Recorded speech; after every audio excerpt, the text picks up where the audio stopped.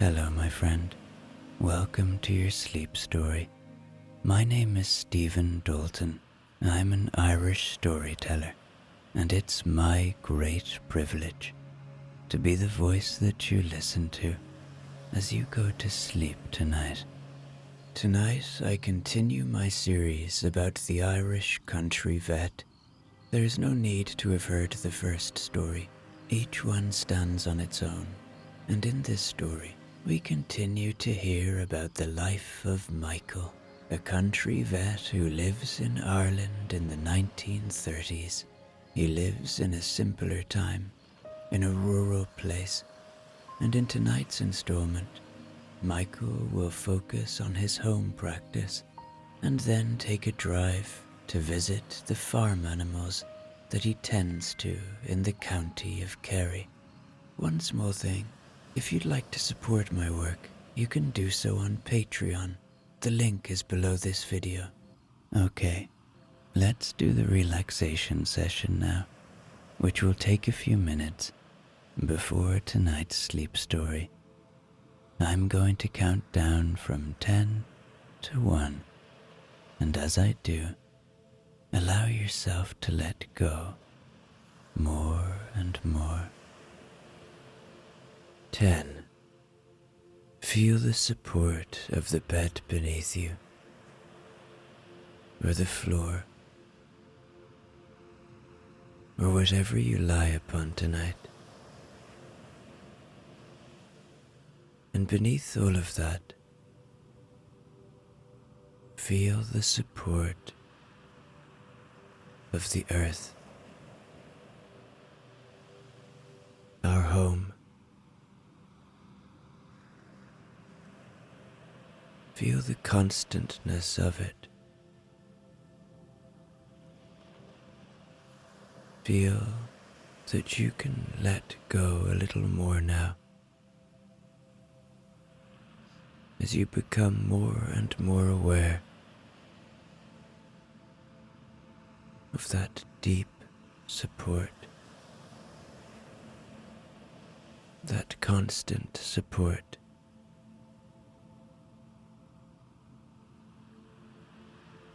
9. You are safe. Allow my voice to be an anchor of safety tonight, to be a friend. Know that my voice will only ever take you to safe places.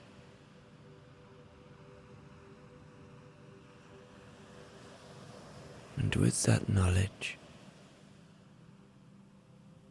see if you can sink into this moment a little more now.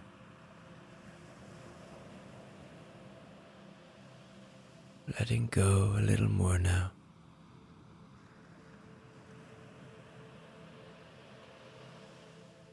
8. Feel into your body. Where are you still holding? Maybe you feel pain. Maybe you feel tension. Perhaps in your feet, in your lower legs.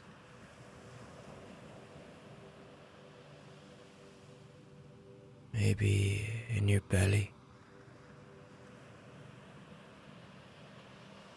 or in your chest,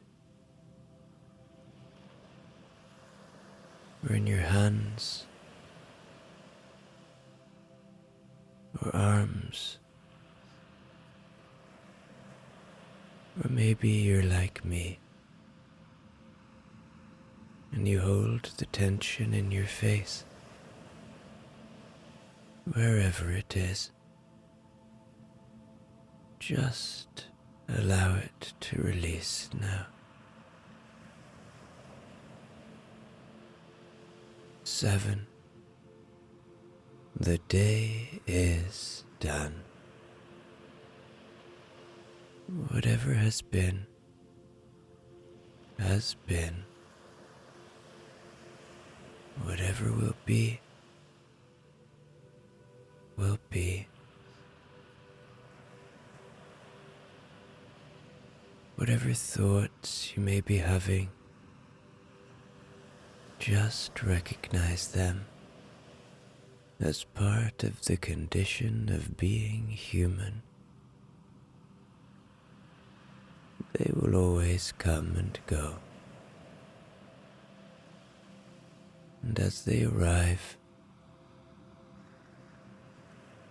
they are not to be fought with or repelled. Welcome them. See them for what they are, and let them go, and watch them float away like leaves on a moonlit river, or clouds passing in a starlit sky.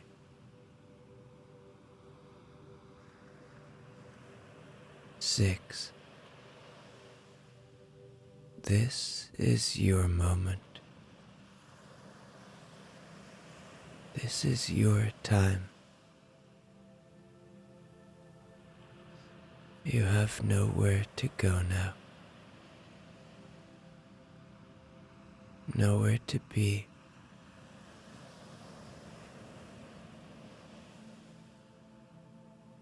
So allow that fact to bring you into this moment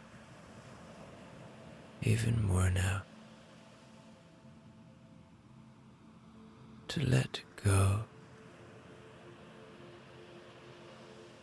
even more now.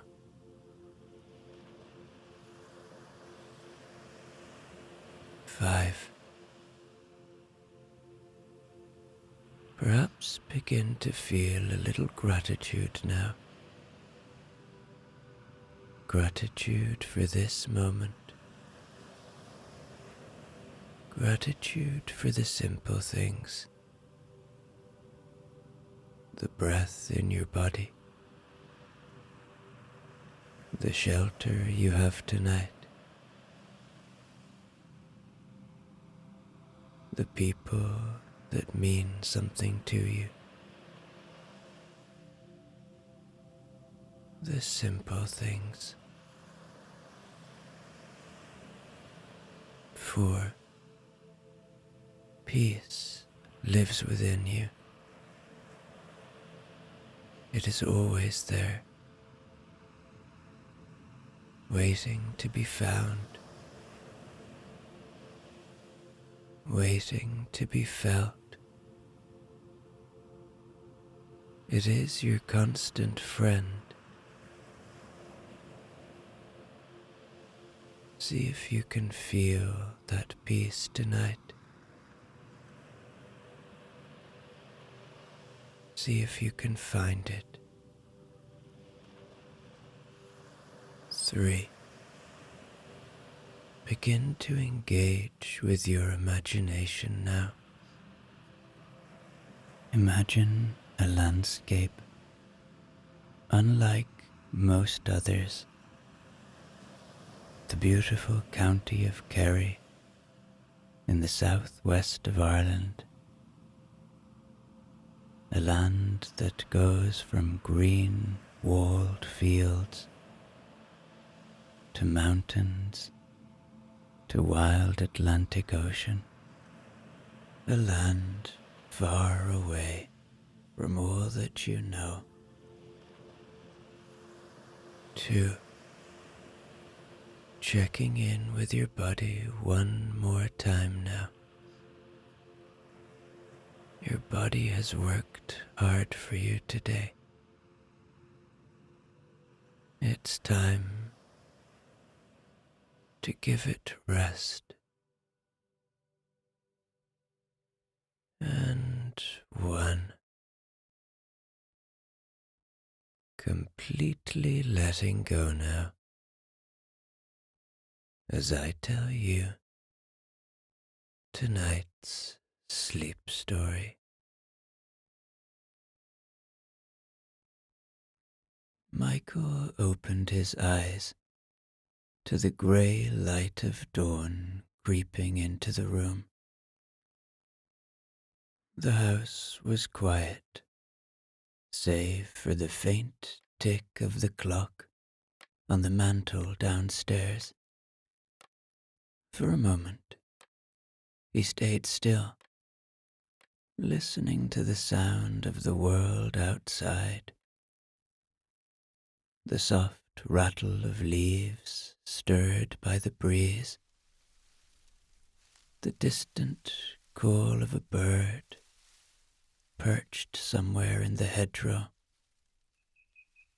There was no rush to rise.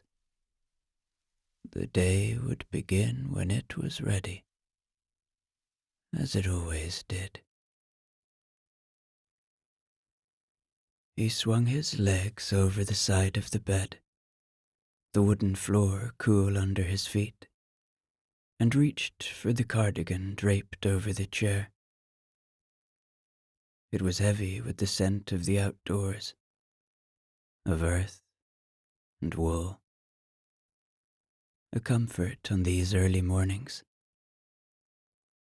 Moira stirred slightly, murmuring something indistinct, before turning onto her side.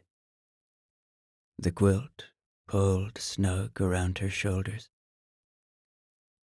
He let her sleep a little longer. The mornings were hers to keep for herself until the kettle whistled. Moving through the hallway, Michael avoided the floorboards he knew would creak. The house was old, its walls thick, and its rooms modest, but it carried a warmth that could only come from years of quiet living. Downstairs, he set the kettle on the stove, lighting the match with practiced ease and holding it steady until the flame took. The low hiss of the fire brought a familiar kind of company to the room. As the water heated, Michael stepped outside, pulling his cardigan tighter against the cool morning air. He could hear the ocean in the distance. The sound of it was such a soothing thing to him. This was home. This was his place. The yard was still and damp, the cobblestones darkened by the overnight dew. The hens were already stirring in their coop, scratching at the straw, and one of them let out a throaty cluck as if to greet him. He decided to get some eggs.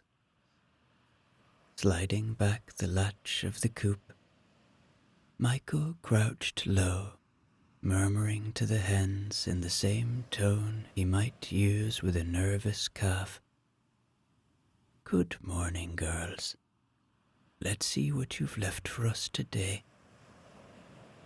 He reached into the straw-lined nests, his hands careful and practiced, pulling out one warm egg after another.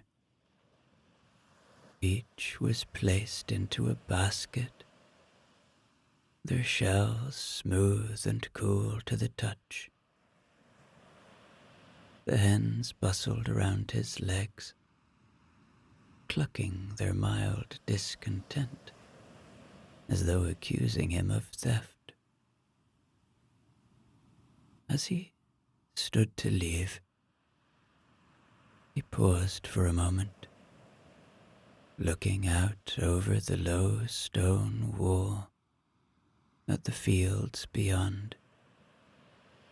There was a mist out there, but he could still see the faint outlines of sheep scattered across the far hill. The sun hadn't yet broken through,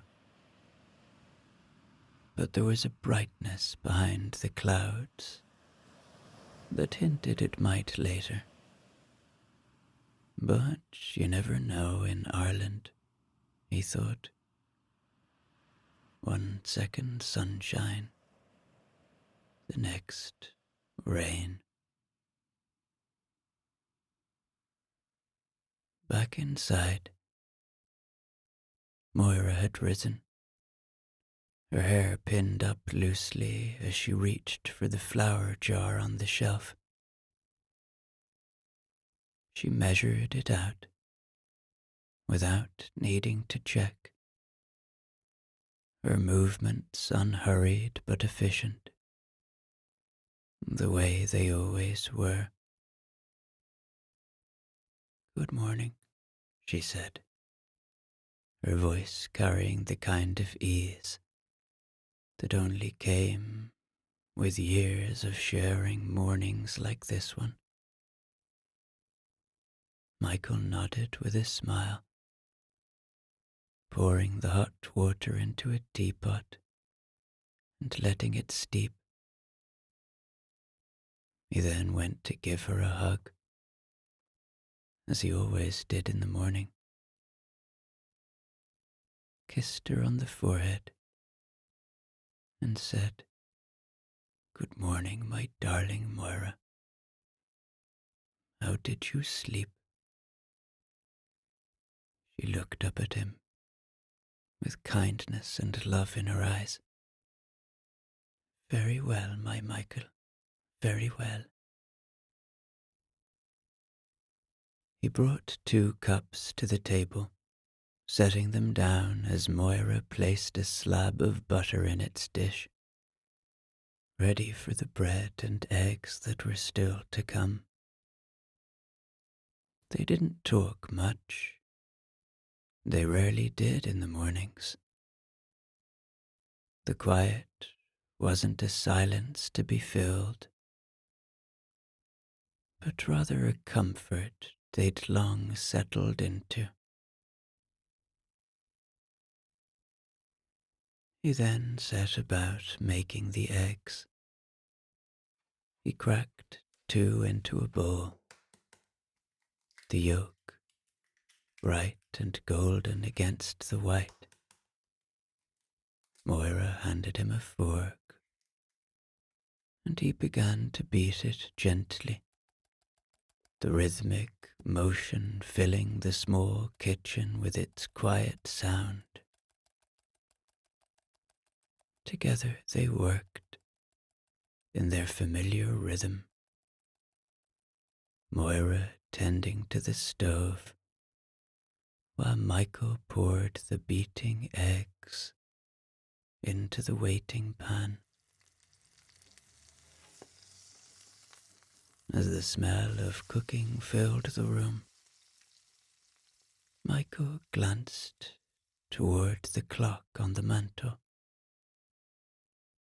The morning callers would soon arrive, bringing with them their small dramas and quiet concerns.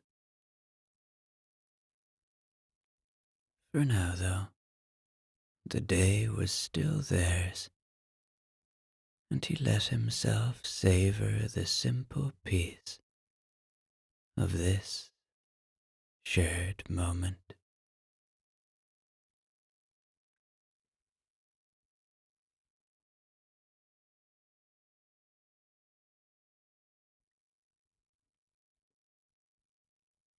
After breakfast, Michael wiped his hands on a linen towel and glanced out the window.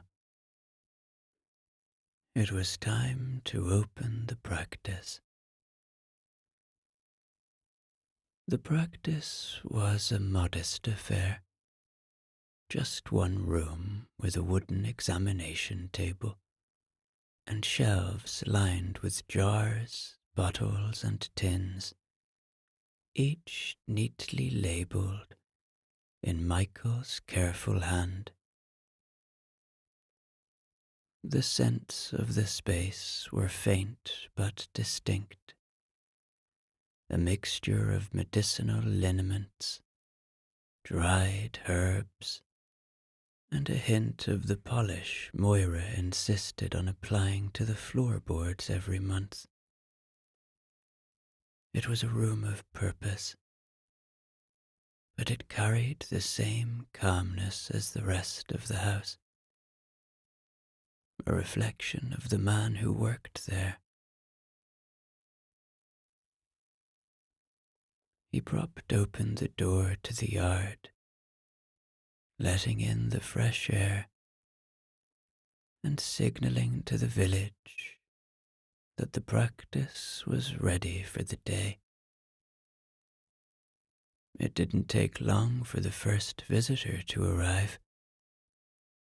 A little boy of no more than 7 came up the path, clutching a wicker basket that shifted and meowed softly with each step.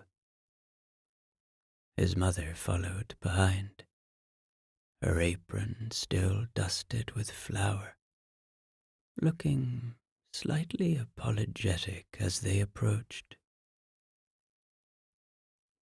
"Morning, Mrs. O'Connell," Michael said, stepping out to meet them. "And young Thomas?" The boy nodded shyly, tightening his grip on the basket, as though afraid its contents might escape.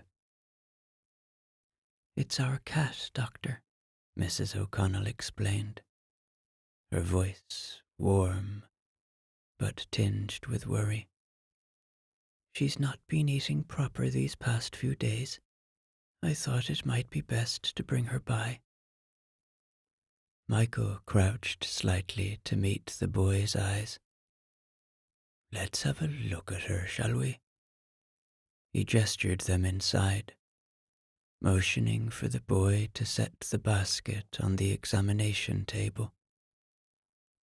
With practiced ease, Michael unlatched the basket and reached in, drawing out a small tabby cat whose coat had lost some of its usual luster.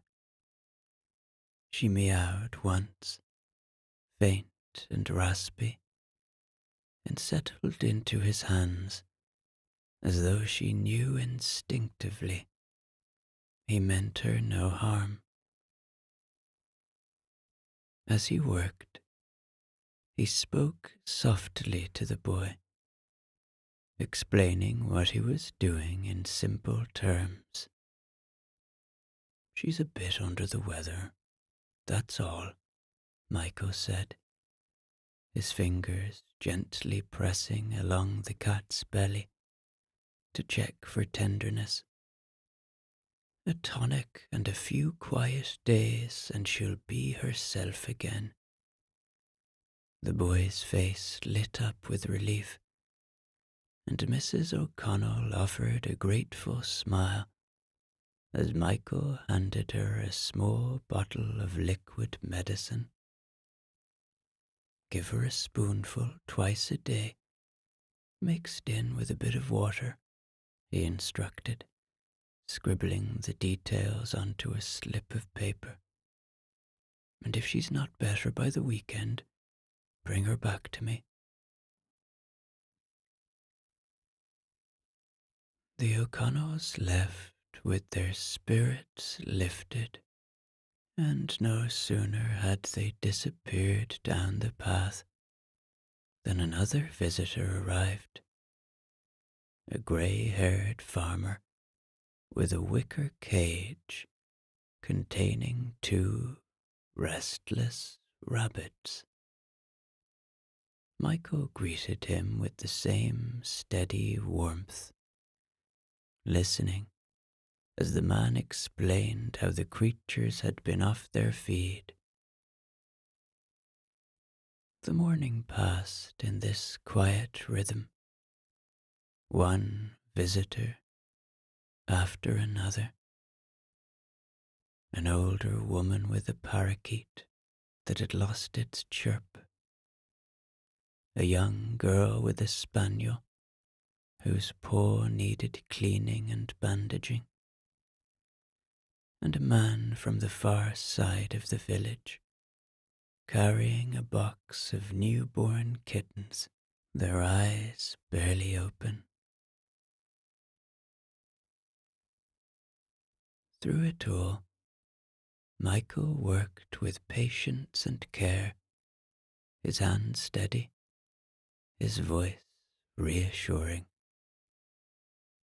For many, he was not just a veterinarian, but a source of calm and certainty, someone they could trust, not just with their animals, but with their worries and hopes. By the time the last visitor had left, the day had changed and clouds had moved in. Michael wiped his hands on the cloth he kept near the practice sink, a faint smile on his face as he glanced at the ledger on his desk. 2 calls this afternoon, a light day by any measure. He ran his finger down the page, pausing on the first name, a small farm just outside the village, where a mare had been favoring one leg.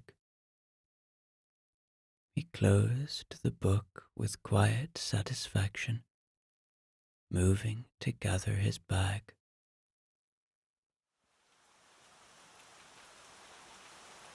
The soft patter of rain began, just as he stepped outside, a drizzle that turned the cobblestones dark and glistened faintly in the muted light. The sky had shifted, clouds heavy and low, wrapping the village in a veil of grey. Michael paused on the threshold, pulling his flat cap tighter and reaching for his coat. He didn't mind the rain. It was part of this place, part of life here. It was a companion, as much as an inconvenience. The old car stood waiting in the yard, its dull blue paint spotted with the first drops of the shower. Michael placed his bag on the passenger seat before sliding in behind the wheel. The door creaked slightly as he closed it, a sound he had long since stopped noticing. He turned the key, the engine sputtering to life, before settling into its familiar rhythm. As he pulled onto the dirt track, the rain grew steadier, drumming gently on the roof and streaking the windshield. The world outside blurred, hedgerows and fields softened by the rain, and Michael felt his mind wander, as it often did on these drives. He was now on the open road, and he began to think of Dublin, of the years he had spent in the city as a young man, immersed in his veterinary studies, and surrounded by the buzz of a world so different from the one he had grown up in. The streets had been loud and alive, the air thick with the smell of coal smoke and the chatter of passing crowds. He had enjoyed it in his own way. The lectures, the nights spent poring over books, the camaraderie of the other students. But even then, he had known he would come back.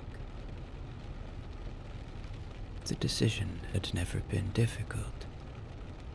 Dublin had taught him much about medicine, about the wider world, about himself. But it had never felt like home. Home was here, among the rolling hills and stone walls, by the ocean, where life moved with the seasons, and people knew one another by name. The city had been a teacher, but the country was where he belonged, where he could take what he had learned and put it to use.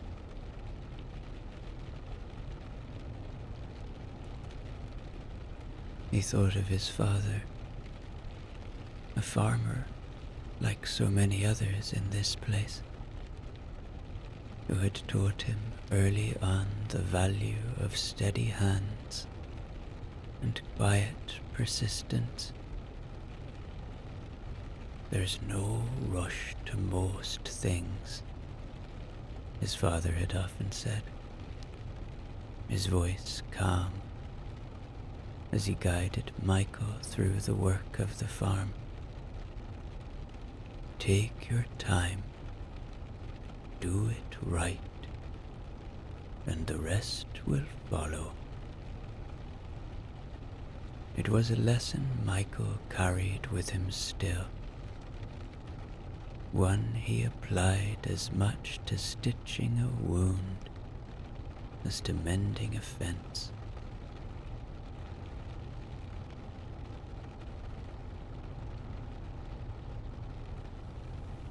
He arrived at the farm and eased the car to a stop near the gate.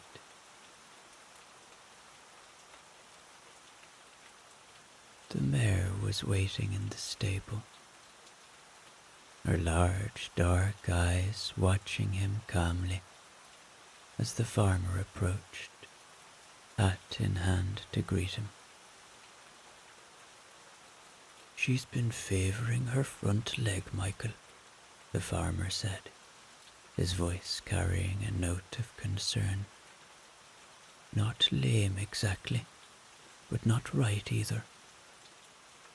Michael nodded, his expression thoughtful, as he crouched to examine the mare's leg, his fingers tracing gently over the tendons and joints. The rain tapped softly on the stable roof above, a steady rhythm that seemed to echo the calm of the moment. Nothing serious, he said after a few minutes, standing and dusting his hands. A bit of strain, most likely. Rest her for a few days, and I'll leave you some liniment to rub in twice a day. She'll be right as rain before long. The farmer's face eased, his gratitude evident, as he thanked Michael and shook his hand. Michael stayed for a moment longer, stroking the mare's neck and murmuring softly to her before returning to the car. He was driving now to his next appointment, and he felt a quiet contentment settle over him. These moments, these steady, simple moments of care were what had brought him back here, what made him certain he had chosen the right path.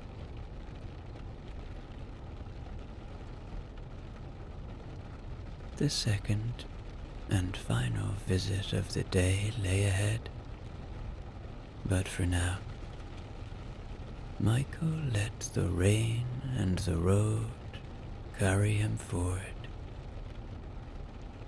The rhythm of his life, as constant, dependable as the landscape around him.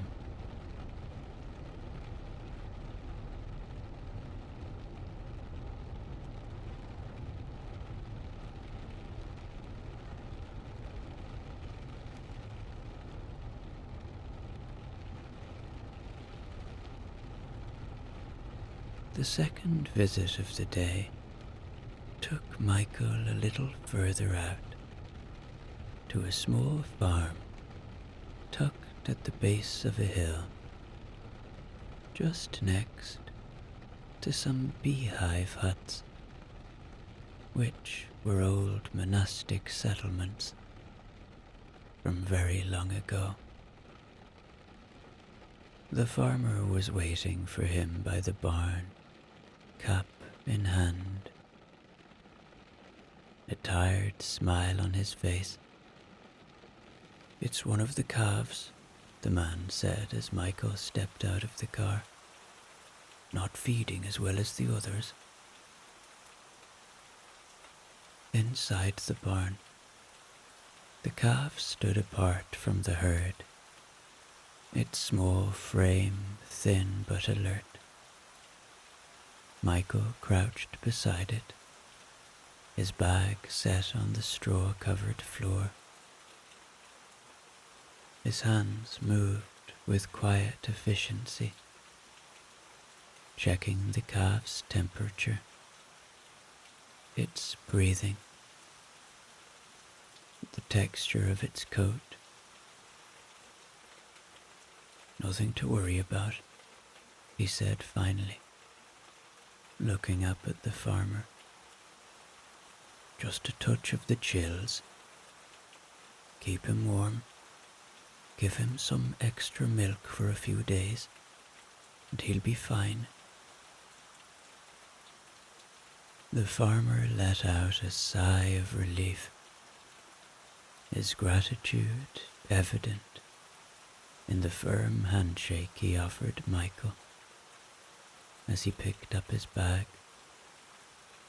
"You have a way with them, Michael," he said, his voice warm. Michael smiled, tipping his cap as he made his way back to the car.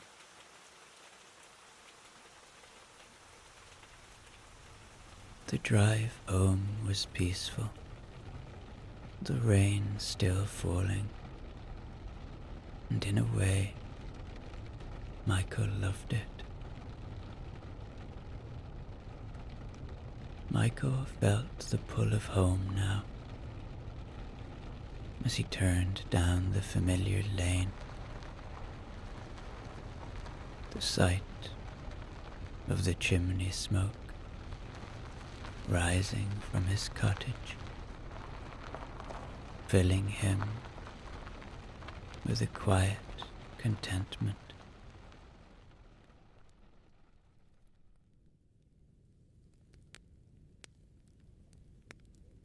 He parked the car and went inside. Moira was already sitting down, doing some knitting, and the warmth of the fire was casting a soft glow across the room.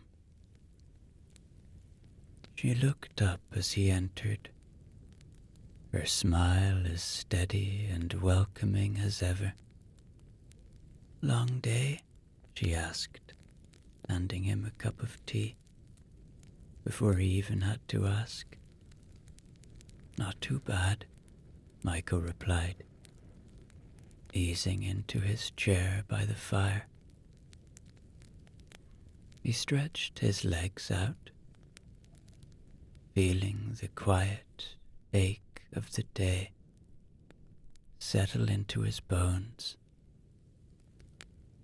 The room was filled with the faint crackle of the fire,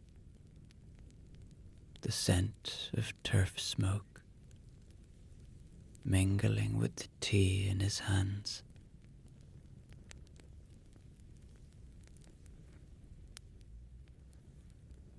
They sat in comfortable silence, Moira knitting something soft and grey, while Michael read from his favourite book, and then gazed into the flames, his mind wandering over the small moments of the day.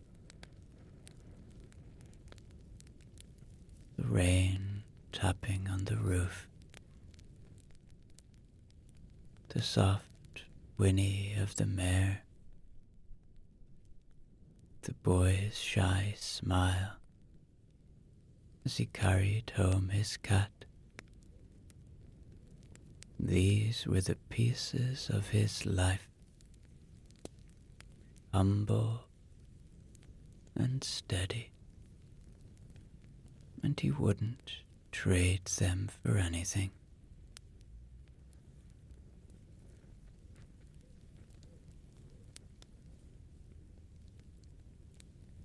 As the evening wore on,